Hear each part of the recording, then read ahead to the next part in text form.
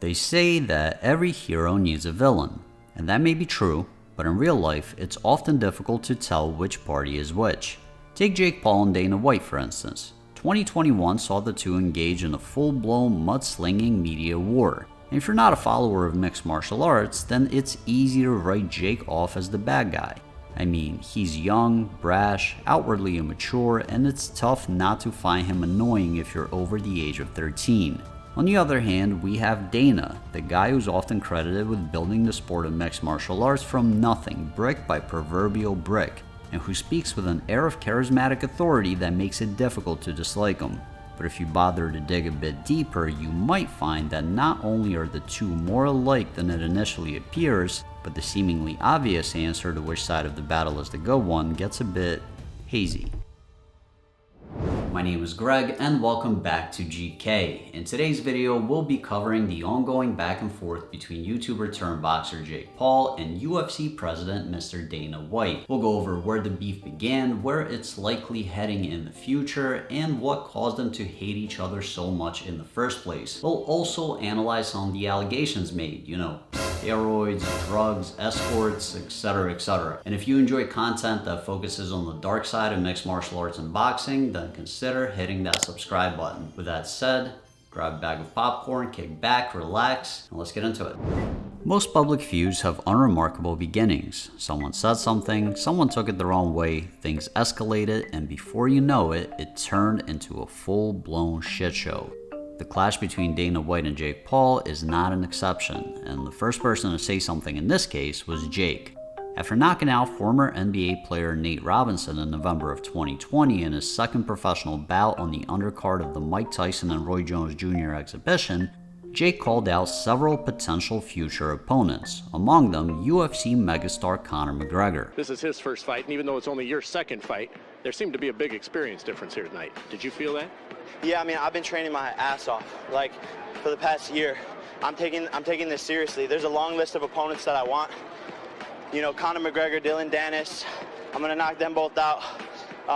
He doubled down on the call out in the post-fight press conference, and with this tweet tagging Audie Adar, the founder and CEO of Paradigm Sports Entertainment and also Conor McGregor's manager. 2 weeks later, Dana White shut down the proposal when speaking to TMZ Sports. On the percentage scale from 0 to 100, what are the chances that Jake Paul ever fights Conor McGregor? 0. 0? Yeah. Never happened. In response, Jake decided to post a pretty bizarre video calling out and insulting Conor, Dana, Dustin Poirier, and, well, take a look. What the f is up, you Irish? Good morning, Conor McGregor. I know you're probably beating up old dudes in a bar right now, or maybe you're jacking off because you're sick of your wife. I mean, she's a 4, Conor. You could do a lot better, but happy Monday. My team sent you a $50 million offer this morning. $50 million cash, proof of funds. The biggest fight offer you've ever been offered, but you're scared to fight me, Conor. You're ducking me because you don't want to lose to a YouTuber. You're 0-1 as a boxer. I'm 2-0 as a boxer. I just came off the 8th biggest pay-per-view event in history, but you want to fight Dustin Prober, who has less followers on Instagram than my dog. That's a fact. And Dana White, you're a too, you ugly bald. You said there's 0% chance of this fight happening, but there's 0% chance of you getting some. Conor, you're scared. Dana, you're scared. Sign the contract, you idiots. Jesus Christ. Irish. And then the shit show began. I'll try to condense the timeline as best as I can, but it's a lot. Jake got into it with Nate Diaz. Dana said that he'd let Amanda Nunes knock him out instead. Jake did a drive-by with water balloons on Conor McGregor's jiu-jitsu coach Dylan Dennis, then publicly mocked Conor for losing his rematch to Dustin Poirier, called Dustin Poirier a bum, signed on to box former UFC fighter Ben Askren. Dana said that he bet $1 million that Jake loses. Jake and Snoop Dogg told him let's bet $2 million each. Jake got into it with former UFC welterweight champion Tyron Woodley as he was getting his hands wrapped, then went out and knocked out Askren. Dana said that he never made the bet and he doesn't owe anyone money. Jake showed up to UFC 261 and got into it with former light heavyweight and heavyweight champion Daniel Cormier. Dana said that Jake and his team are full of when it comes to pay-per-view numbers, Jake responded that he made more money in his third fight than the entire UFC roster except Khabib and Conor. Jake grabbed Floyd Mayweather's hat and exposed his hair transplant that hadn't finished growing in yet. Doesn't really have anything to do with this video, but it was pretty funny. Then, Tyron Woodley called him a culture vulture, and Jake signed on to fight him. Tyron's manager Malki Kava said that this would be the biggest payday of Tyron's career. Jake claimed that all UFC fighters are underpaid. Dana got mad and said that everyone was full of shit. Then went on CNBC and said that Jake Paul tried to sign with the UFC but he wouldn't let him, to which Jake responded that he never did and brought up the fighter pay issue again while dismissing Dana's role in building the UFC. Then, Conor lost to Dustin Poirier again, and Jake had a $100,000 Sleepy McGregor chainmate, which he then sent to Dustin Poirier, who he now apparently respected. Then he said that he knows he's in Dana's head over fighter pay and claimed that their feud would end with them running into each other in a club in Vegas and him knocking Dana out. Also called UFC fighter Jorge Masvidal an airhead and a hoe for predicting a Tyron Woodley victory. Dana told him to get in line if he wanted to assault him, and then Jake beat Tyron Woodley by split decision, and Tyron embarrassingly agreed to get an I Love Jake Paul tattoo for a rematch. And then got it. And instead of a rematch, Jake hit him with this. No way did a grown-ass man just get a tattoo that says, I love Jake Paul. This is my official response to Tyron Woodley getting the tattoo.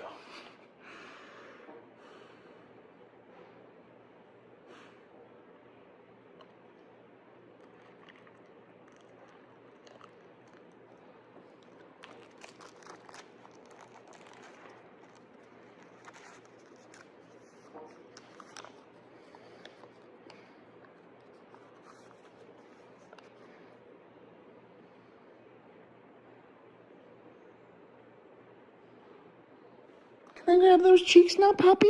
Then, Jake dressed up as Dana White for Halloween, with a ball cap and a bag filled with white powder labeled Unlimited Free Cocaine. Then proceeded to have a bunch more words with Jorge Masvidal, wanted to fight him, and Dana said no. Then Jake tried to box Tyson Fury's younger brother Tommy Fury, but he ended up pulling out of the fight due to a rib injury. So he decided that he would give Tyron Woodley a rematch after all. Jake went out and flatlined Woodley in round 6 and then turned his attention back to Dana White and his fighters. I just knocked out a 5-time UFC champion and embarrassed your whole company, and please let me get Kamaru Usman, please let me get Diaz, please let me get Masvidal, please let me get McGregor, because I'm gonna embarrass them too. I promise you that, Dana. I promise you that. And then, Dana issued a challenge to Jake, saying that he would take a random cocaine test for the next 10 years if Jake took steroid tests for the next 2. Jake replied with a Twitter tirade, issuing a challenge to Dana in regards to fighter pay, and Dana answered with a video calling Jake Paul stupid, his manager Nikisa Bedarian a warlock that used to be his accountant, dismissing the fighter pay issue again, telling Jake and Nikisa to open up their own MMA organization if they think that they can do a better job, and doubling down on his initial challenge. So Jake replied with this. Dana, I accepted every part of your challenge. I said I would fight Masvidal in MMA. Steroid test me whenever the you want. It is 2 weeks after my fight, and I am a fat bitch. I don't do steroids, and I take it as a compliment because there's no other excuse to me knocking out all of your champions than this kid does steroids. Men lie, women lie, Dana White lies, numbers don't. Do you want to talk shit about my manager, who is the CFO of your company that helped you sell it to Endeavor, $4 billion? Guy that's standing in the middle, apparently that's his manager. And that guy used to be an accountant for... Long story short, you addressed nothing that I said. I accepted your challenge. I said I would fight MMA. I said that I would retire from boxing, and you avoided all of that shit. And you are one of the most selfish, capitalistic I've ever seen, and everybody else needs you, Dana. I'm the only person that doesn't need you, and I don't give a f about you. But all these people, all your fighters, all of them, they can't say shit because you'll just bench them. You met your maker. I'm not gonna stop. Welcome to the show, ladies and gentlemen. And then changed his Instagram and Twitter bio to this. And now that we're all caught up on the drama, let's talk about what Jake is actually hoping to achieve with all of this. After analyzing his actions, I believe that Jake's ultimate goal since the very beginning of his boxing career has been a rather obvious one. It's to make as much money in as short amount of time as possible. And in order to do that, there's only one thing that he needs. And that one thing is a match with Conor McGregor, be it in MMA or in boxing. He's been consistently calling for it since last year, and most of the other fighters that he's called out have either been a previous opponent of Conor's like Nate Diaz, or someone who has had a problem with Conor in the past, like Woodley and Masvidal.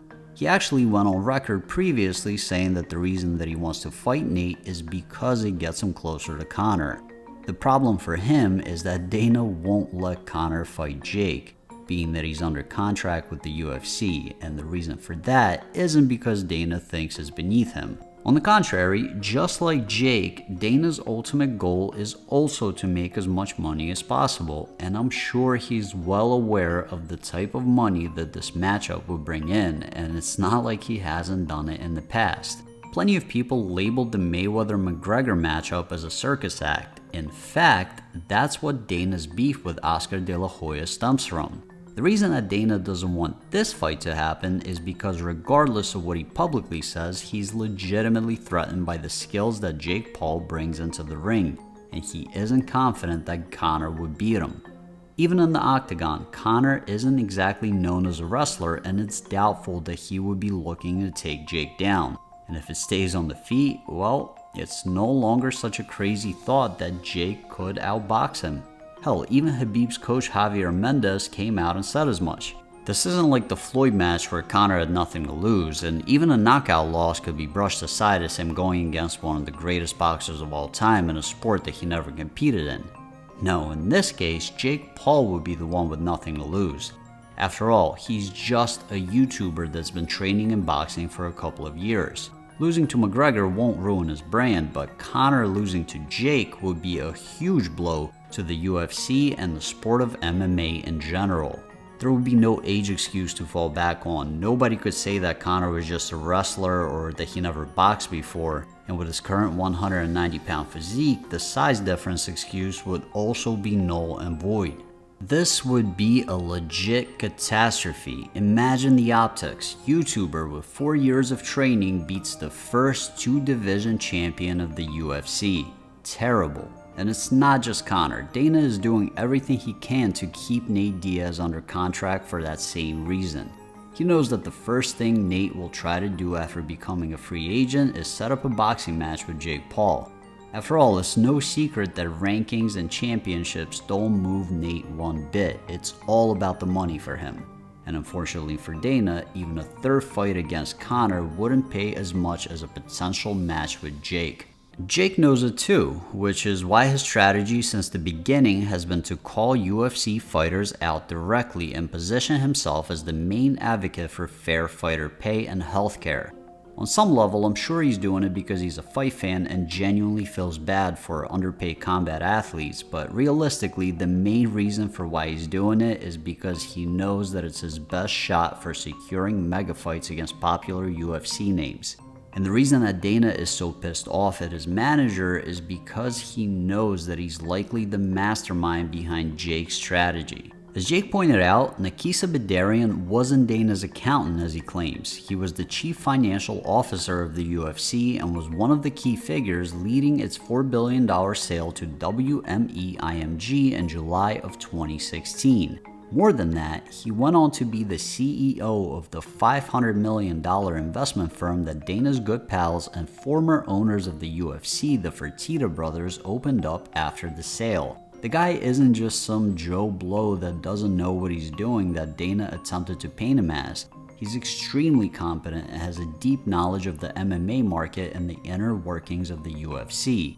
And perhaps more importantly, he knows which buttons to push to bait Dana into responding.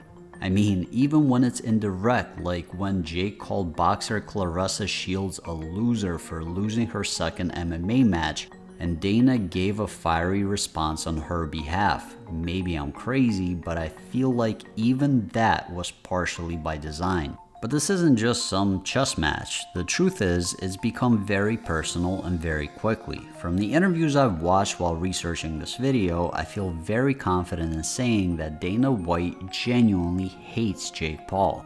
And while Jake bringing up fighter pay at every turn and embarrassing former UFC fighters in the boxing ring are contributing factors to that hate, that is not the reason for why it exists in the first place.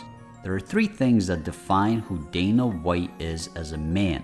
Number one, he is a competitor. We've witnessed this time and time again with him steamrolling rival promotions and with the borderline psychotic work ethic he displays when making matchups the public deems impossible.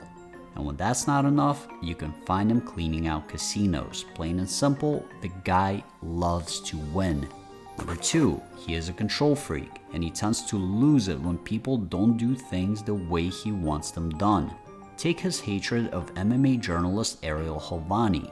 He's held a grudge against him since 2016 and attempted to sabotage and blackball just about every opportunity that Ariel has been presented with in the past 5 years. All because he tweeted about Brock Lesnar coming back to the UFC before it was announced. Number three, he is an incredibly prideful individual who takes things very personally, and he's willing to get quite petty if an opportunity presents itself. Just ask former light heavyweight and heavyweight champion Randy Couture. Dana wouldn't let him corner his own son because they had a falling out. And Jake Paul attacks all three of these personality traits. He triggered Dana enough for him to attempt to engage Jake in a mudslinging contest in the media. And objectively speaking, Dana lost. He's been staying quiet recently because he has no real response to Jake's jabs about fighter pay. And quite frankly, the only thing that he's been able to accomplish with his rants in the past is giving Jake free promo. He also can't control him. Jake is not a part of his roster, there's no contract that he can hold over his head, and there's nothing he can do about Jake embarrassing his fighters that are no longer under contract with the UFC. And finally, Jake Paul said that he would knock Dana out, and while Dana's public response was to laugh it off, believe me, that wasn't how he felt inside. You know how I know? Because there was another person that had a very similar public feud with Dana back in the day, and that person's name was Tito Ortiz. I actually think the fact that Jake reminds Dana of Tito so much adds another batch of gasoline to an already raging fire of hatred. They're on okay terms now, but when the war was on, man, Dana absolutely despised him. And when Tito began to threaten him and had a stipulation put into his contract that Dana must agree to a boxing match in order for him to sign, Dana obliged and actually made a whole show about trying to box him. And when Tito pulled a no-show, you couldn't get Dana to stop talking about how he punked him out. So yeah, if you don't think that Jake Paul saying that he would knock him out when he runs into him bothered him, you must be thinking of a different Dana White than me. There are also the ad hominem attacks that Jake has been throwing at Dana, the whole cocaine and prostitutes thing. I'm not going to say that his claims of Dana being on cocaine are baseless, maybe he knows something we don't, but I will say that just by browsing the web you can find Jake himself being accused of doing coke a lot more frequently than Dana. As far as the other thing, well, there is this video of Colby Covington where he confronts Dana as he's gambling and supposedly he has a call girl sitting next to him.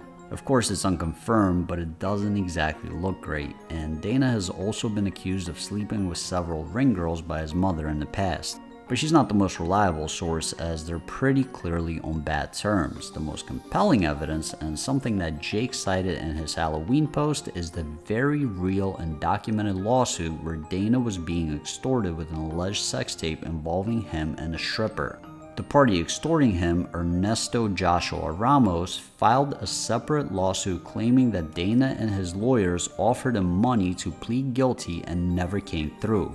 When questioned about it, Dana just brushed it off as a convicted felon trying to extort him again without elaborating on any details. Make of that what you will. But the personal digs weren't exactly a one-way street. Dana said that he believes that Jake is doing steroids. Is there anything to that? Well, Jake hasn't tested positive, but Tommy and Tyson Fury's father, John Fury, made a claim that Jake refused for VADA testing to be included in the contract for his and Tommy's bout.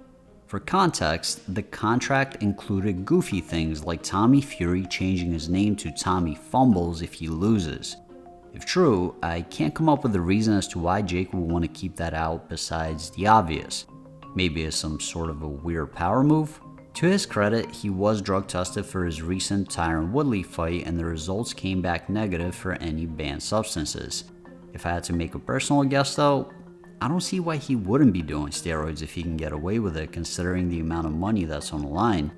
And as YouTube's resident steroid expert Derek from More Plates More Dates said in his video on the subject, it's a bit odd that Jake acted as if he didn't even know what the acronym PED stood for when appearing on the Geordie Shore podcast. I mean, he's closing in on half a decade of professional boxing training. It's doubtful that nobody around him ever took the time to mention performance-enhancing drugs to him, even if it was within the context of being drug tested before a match. I can't exactly accuse him of doing something he hasn't been caught doing, but you know, it's shady. By the way, while I already talked about Dana legitimately hating Jake, I think it's also worth mentioning that Jake legitimately hates Dana right back. In fact, I think his pride and ego is on par with Dana, and maybe even worse. Jake has mentioned several times that he feels like Dana is devaluing his accomplishments. It bothers him that he doesn't consider him a real fighter. I think one of the factors that drives his feud with Dana is the persistent feeling of inferiority and need for validation. It might be one of the lesser factors, but it's still there. He wants the average MMA fan to respect him, and since the UFC is practically a monopoly when it comes to MMA, Dana represents that. And that fuse wasn't lit in 2020, but 2 years prior in 2018 when his brother Logan spoke about wanting to fight in the UFC after his boxing match with YouTuber KSI, and Dana scoffed at the idea. Check out Jake's thoughts on that back then. Like Dana White's thinking small. Yeah. We had like 1 million people watching our first fight.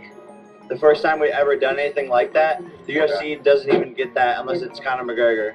Right. And like I think Dana White knows that, and my brother's an athlete and like has a wrestling background. Like, now, do I really think that Jake would hold on to something like that for that long? Yup. So, what happens going forward? Well, Jake has been training in MMA as evidenced by this Twitter post. He could go fight in Bellator and PFL, the two organizations he tagged. That would be kind of a blow to the UFC, as it would bring a lot of eyes to their competition. He could also continue boxing and try his best to match up with Nate Diaz, who is on the last fight of his contract. Or, you know, he could just get slumped in his next match against somebody like Tommy Fury and make Dana White the happiest man in the world for a week, who am I kidding, for at least a year. All I can say for sure is that 2022 will be a very interesting year. In conclusion, this is not a feud that's dying down anytime soon. Both Dana and Jake have several valid points that are completely overshadowed by the full-blown smear campaigns that they're engaging in. They're both driven by money and could probably make a ton of it together, but Dana is threatened by Jake's skills and isn't willing to risk the legitimacy of his organization. In the end, something will have to give. Thank you guys for watching, and I will see you soon.